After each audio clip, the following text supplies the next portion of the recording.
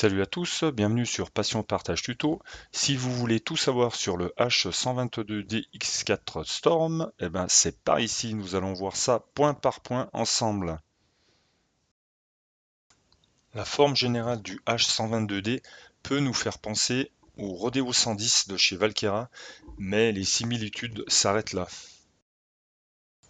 Ce drone se dit racer, alors soyons très clairs, il ne peut pas rivaliser avec un vrai drone racer pouvant envoyer 30 ou 40 ampères vers les moteurs brushless, c'est impossible, mais malgré tout, je pense que ce petit quad trouvera largement son public au vu des qualités proposées.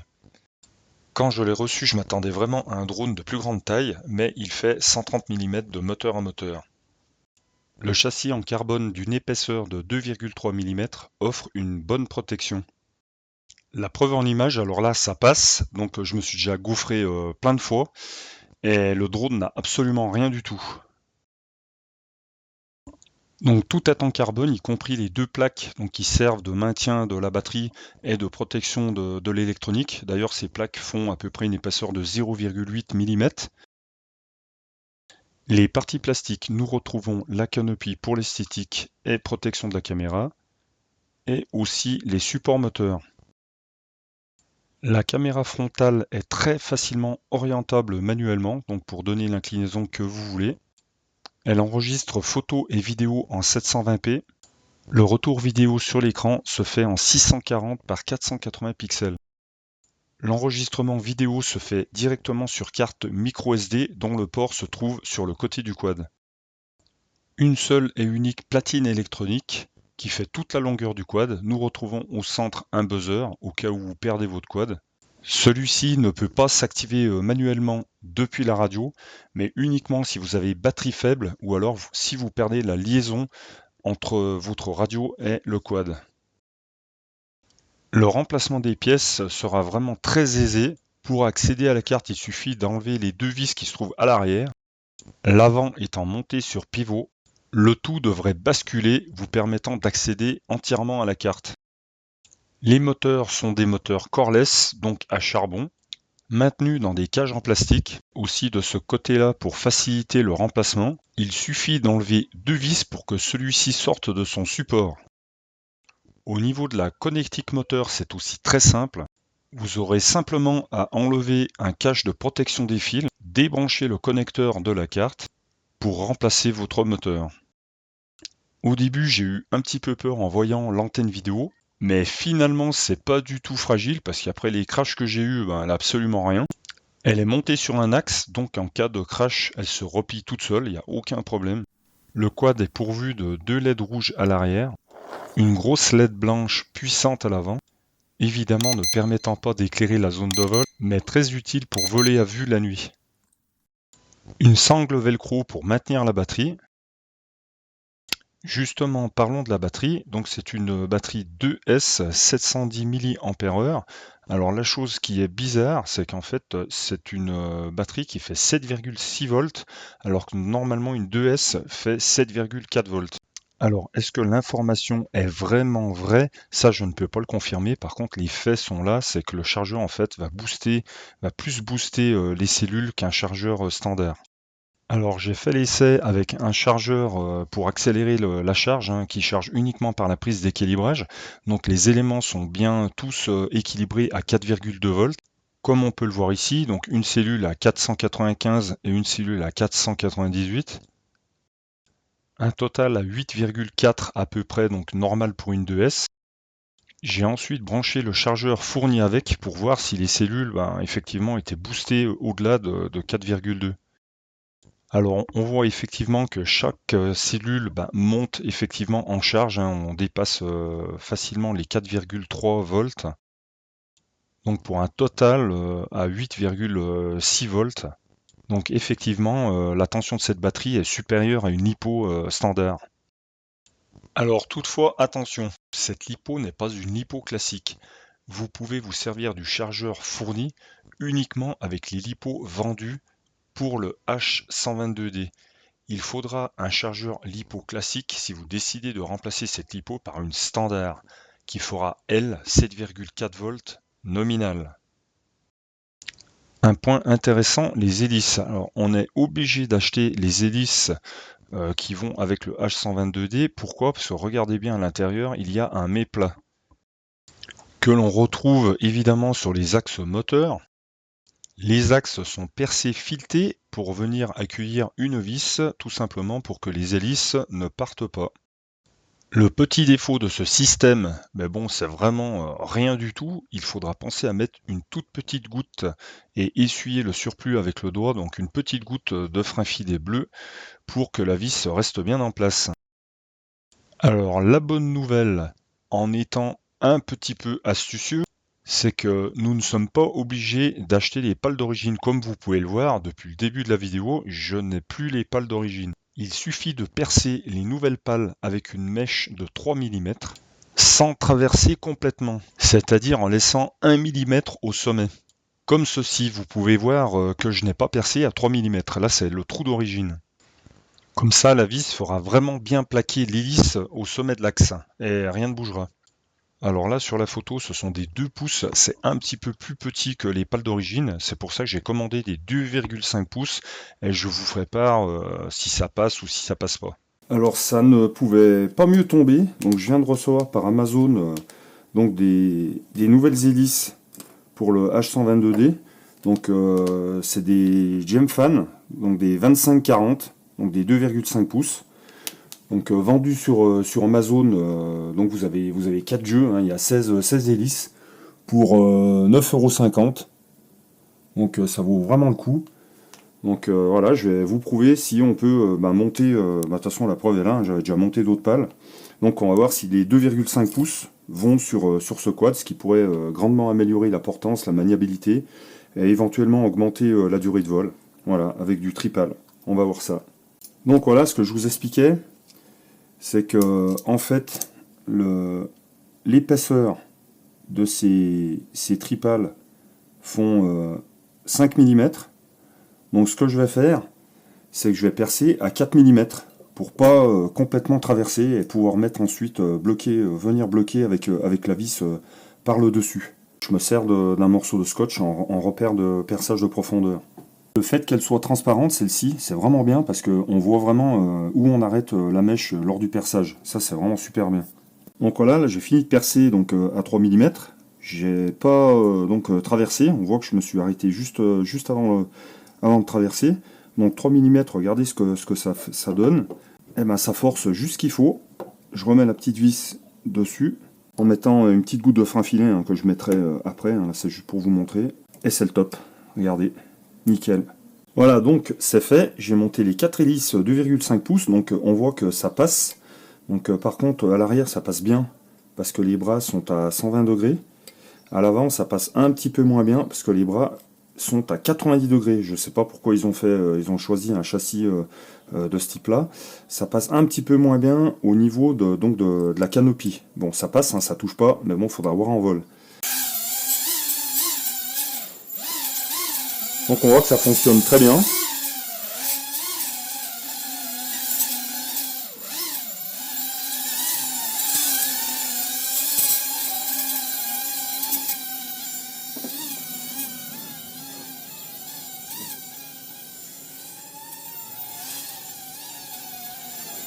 Il n'y a absolument aucun problème.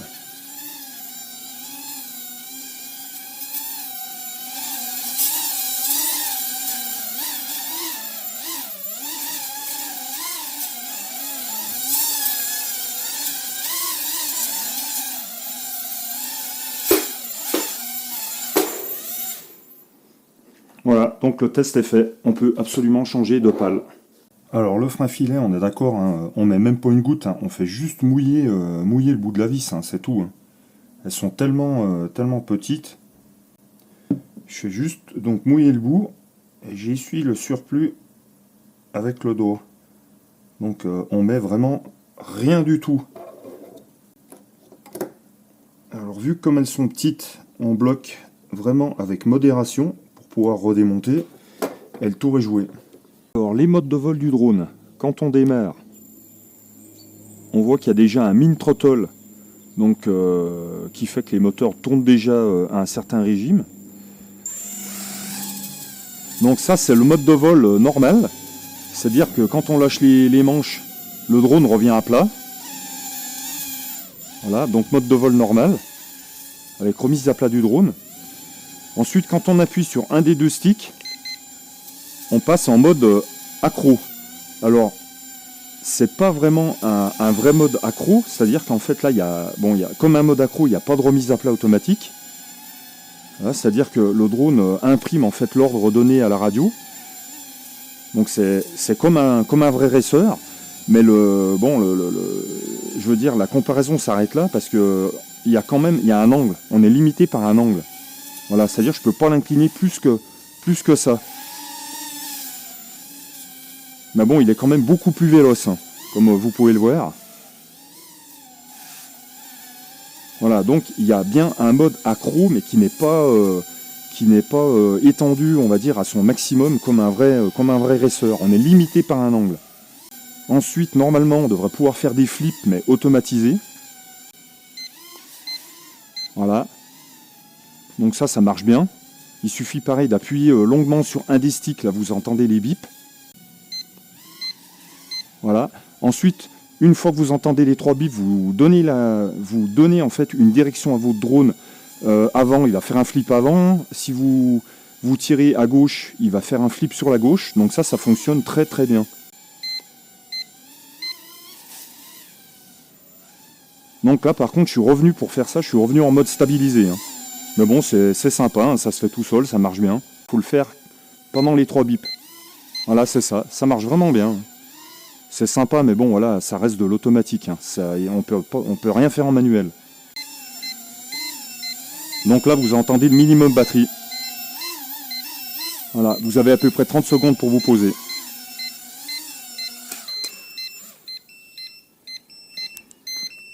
Donc voilà, là j'arrive à la fin du test de ce petit quad là, qui fonctionne vraiment très très très très bien. Le seul, je dirais, petit hic pour moi, je vais l'arrêter. Le seul petit hic pour moi, comme d'habitude, c'est qu'il n'est pas pourvu de moteur brushless, donc sans charbon. Ce sont des moteurs à charbon. Donc qui dit moteur à charbon dit que ben voilà, un jour ou l'autre, vous allez avoir une panne de moteur. Mais voilà, il fonctionne vraiment très très très très bien. Très agréable à piloter, très souple, très maniable.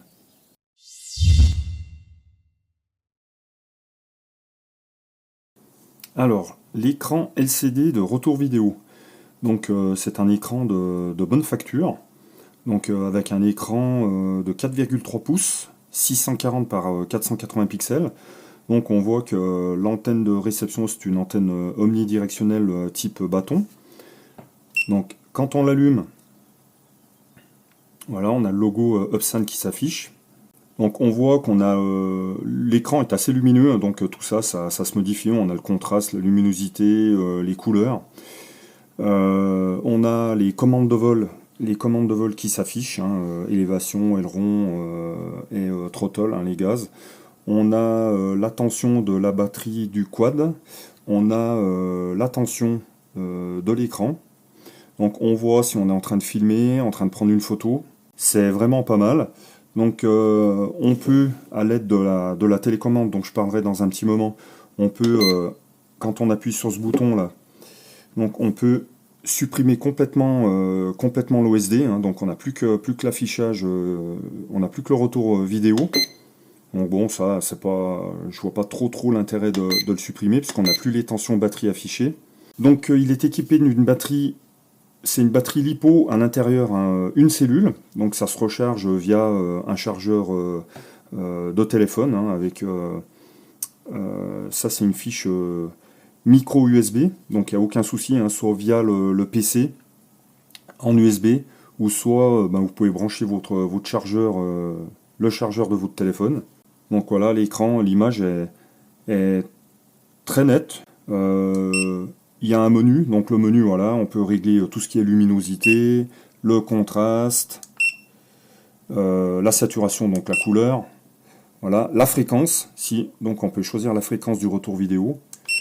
Pas grand chose d'autre à dire dessus, donc on peut s'en servir comme DVR Donc pour enregistrer via le retour vidéo, donc en 640 par 480, ça sera pas terrible. Donc je vois pas trop l'intérêt en fait d'avoir un DVR là-dessus, puisque de toute façon la caméra dont est équipé le drone, pardon, donc filme en 720p. Donc il n'y a vraiment pas d'intérêt à se servir du DVR.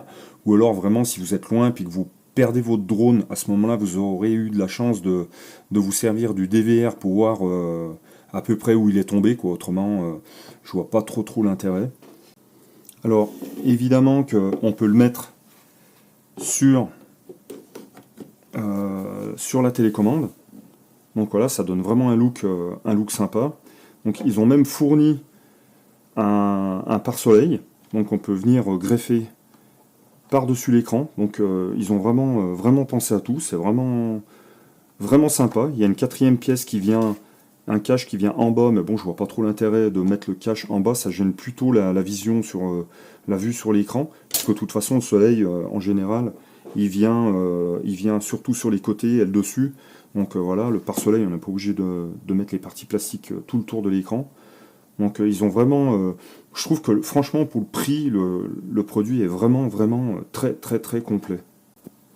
Alors, au niveau de la latence du retour vidéo, j'en parle parce que bon, j'ai lu quelques critiques qui disent que donc la latence est assez importante. Alors, effectivement, il y a un peu de latence, mais c'est pas énorme. Et vu que le drone n'est pas non plus un foudre de guerre au niveau vitesse, et donc vous aurez, je pense, largement le temps d'anticiper. Donc, mais voici ce que ça donne. Donc, on voit qu'il y a une légère latence, mais rien de méchant.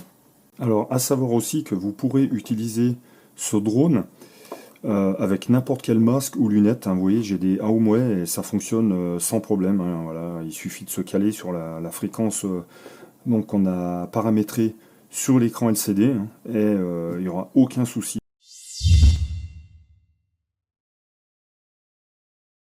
Donc, pour moi, c'est vraiment le point noir de ce TAC. C'est pas tant au niveau de l'affichage de l'image, c'est surtout au niveau de sa conception. Donc il est en plastique dur, il n'est pas vraiment esthétique, il est lourd, il n'est pas du tout ergonomique. Alors ergonomique dans le sens où bon, il est peu confortable. Vous verrez la lumière passer de chaque côté, parce qu'en fait il n'est pas assez incurvé, il n'y a pas assez de mousse pour venir bien épouser les parties du visage. Il n'est pas ergonomique du tout au niveau du nez, parce que cette partie-là est plate, donc il n'y a pas de renfoncement pour la bosse du nez.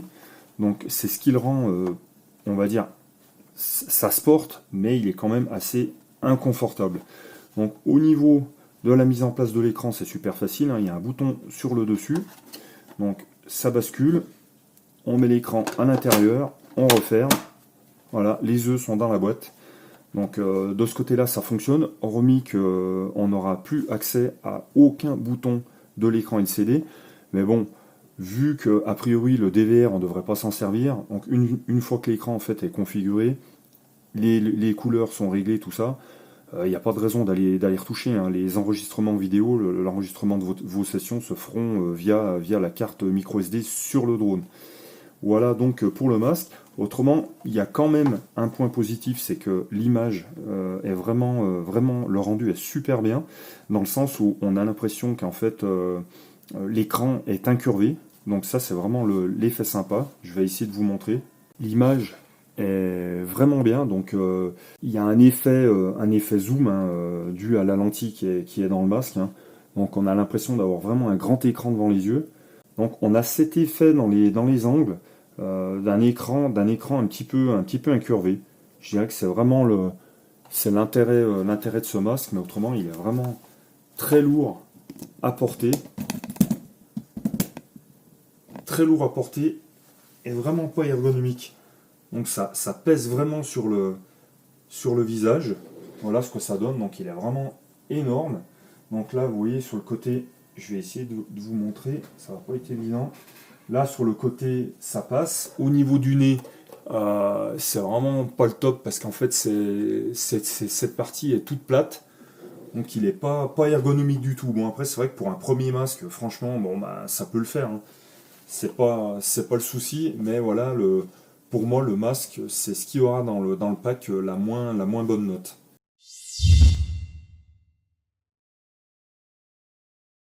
La radiocommande est de type joypad. Elle fonctionne avec 4 piles LR03 ou AAA. Donc heureusement pour nous, elle n'est pas trop consommatrice de piles vu qu'il n'y a pas d'écran. Enfin, l'écran est déporté, l'écran a sa propre batterie. C'est matériaux plastiques durs, donc pas de matière soft chez Opsan, légèrement dommage. Autrement, bon, elle a une bonne ergonomie.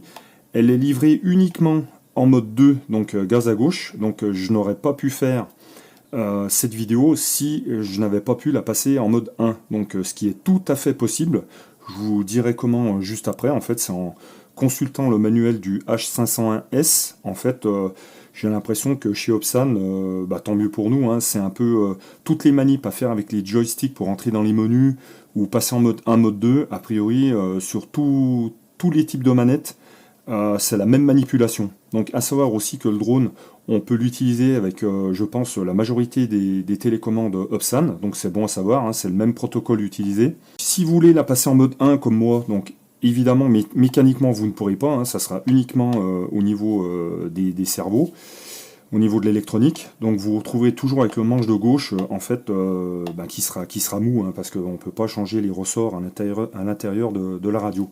Mais bon, ça le fait quand même. Donc moi je suis gaz à droite, hein, donc quand je démarre, je fais attention, je garde bien mon manche en bas. De toute façon, le drone ne démarrant pas tout seul, hein, voilà, hein, il faut quand même armer les moteurs en mettant les manches dans les coins comme ceci.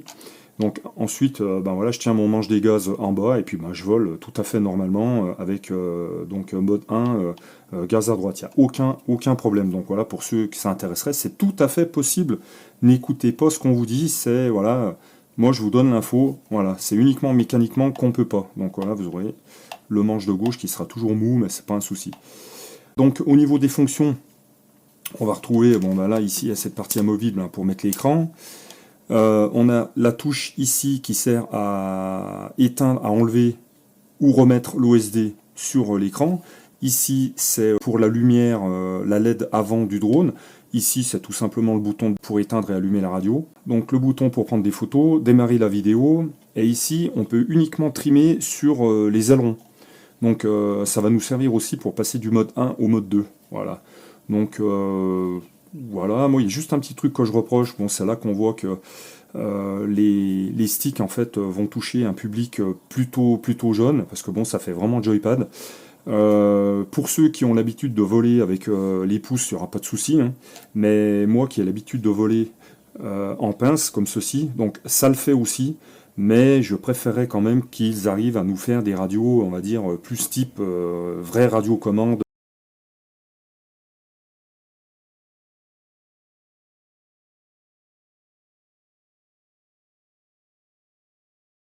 Voici la manip qui consiste donc à passer du mode 2 au mode 1 et vice versa. Donc en fait là on voit bien que je suis gaz à gauche. Regardez bien à l'écran. Donc le curseur rouge est à gauche, donc c'est les gaz. Donc je suis bien en mode 2. Donc pour passer en mode 1, on éteint la radio. Donc si on veut passer en mode 1, on met les sticks comme ça, en haut à droite, enfin à gauche et à droite. On allume la radio. Voilà. On calibre les sticks, donc on tourne dans tous les sens. Voilà. Quand c'est fait, on les remet au centre. Et on valide en appuyant sur un des deux trims ici, jusqu'à ce que ça fasse 3 bips et regardez sur l'écran ce qui se passe. Voilà. Je suis passé en mode 1. Donc la barre des gaz est passée à droite et regardez sur la radio, les gaz sont bien à droite. Donc la manip inverse, j'éteins la radio. En mode 2, on met les manches comme ça. Je ne sais pas si on va bien voir. Donc on allume la radio. Voilà. là je suis bien gaz à droite. Je calibre mes sticks. Je les remets au centre. Je valide par un trim. Et voilà. Et automatiquement, je suis repassé en mode 2. Donc gaz à gauche. Et quand vous aurez fait cette opération, assurez-vous bien que votre trim d'aileron, donc avec les deux boutons ici, donc soit bien centré, hein, parce qu'autrement on a vite fait de le décaler. Hein. Voilà, quand ça fait le long bip, c'est que vous êtes centré au niveau des trims. Donc voilà, pensez-y bien. Ainsi s'achève ce test, j'espère que ça vous aura plu. J'essaye toujours dans mes tutos d'apporter des éléments qu'on ne trouve pas ailleurs. Donc je vous dis à bientôt sur Passion Partage Tuto. Ciao ciao!